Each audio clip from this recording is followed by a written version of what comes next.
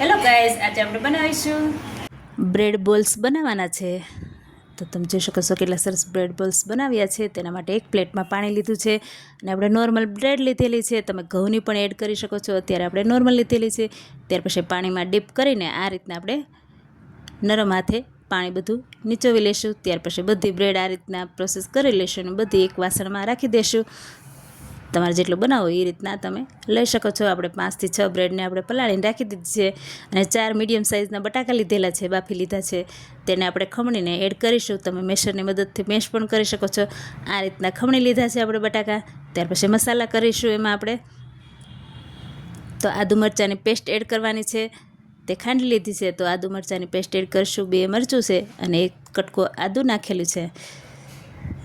1 ચમચી ધાણા જીરું પાવડર એડ કરેલો છે। મોટી ડુંગળી 1 ઝીણી કટ કરીને નાખેલી છે। અડધી ચમચી જેટલો લાલ મરચું પાવડર એડ કરેલો છે। અડધી ચમચી ગરમ મસાલો એડ કરવાનો છે। સ્વાદ મુજબ મીઠું નાખેલું છે। આ રીતના આપણે બધા મસાલા કરશું। લીલા ધાણા નાખેલા છે ઝીણા કટ કરીને અને ચાટ મસાલો નાખવાનો। ચાટ મસાલાથી ખૂબ જ ટેંગી ટેસ્ટ આવે છે। સરસ એવો ટેસ્ટ નાખવા માટે તમે ચાટ મસાલો નાખી શકો છો। આ રીતના આપણે બધો મસાલો મિક્સ કરી લઈશું હાથેથી। તમારે લીંબુ કે ખાંડ કોઈ વસ્તુ નથી નાખવાની।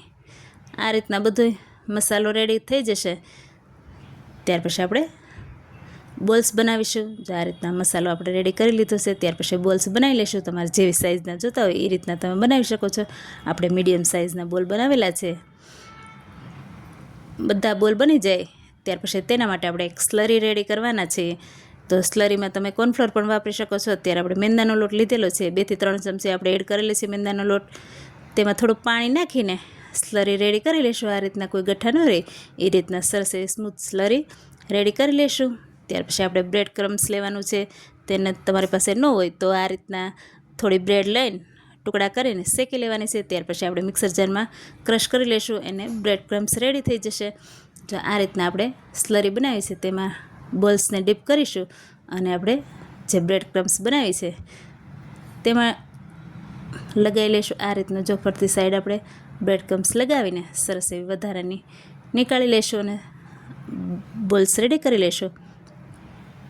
ત્યાર પછી બધી પ્રોસેસ બધા બોલ્સને આ રીતના કરવાની છે। સ્લરીમાં ડીપ કરીને બ્રેડના ક્રમ્સમાં ડીપ કરીશું અને વધારાની હોય બ્રેડ ક્રમ્સ તે નીકાળી લઈશું।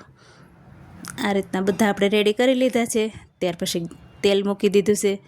મીડિયમ ગેસ ઉપર તેલ મૂકી દીધું છે। ત્યાર પછી તેલ આવી ગયું ને એમાં આપણે બોલ્સ એડ કરીશું।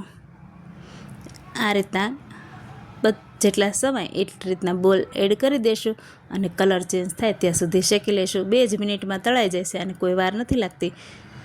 આ રીતના કેવો ઝડપથી કલર ચેન્જ થઈ ગયો છે તેને આપણે કોઈ પણ વાસણમાં નીકાળી લઈશું। આ વાનગી ઝડપથી બની જાય એવી છે અને નાસ્તામાં ખૂબ જ ટેસ્ટી એવી લાગે છે।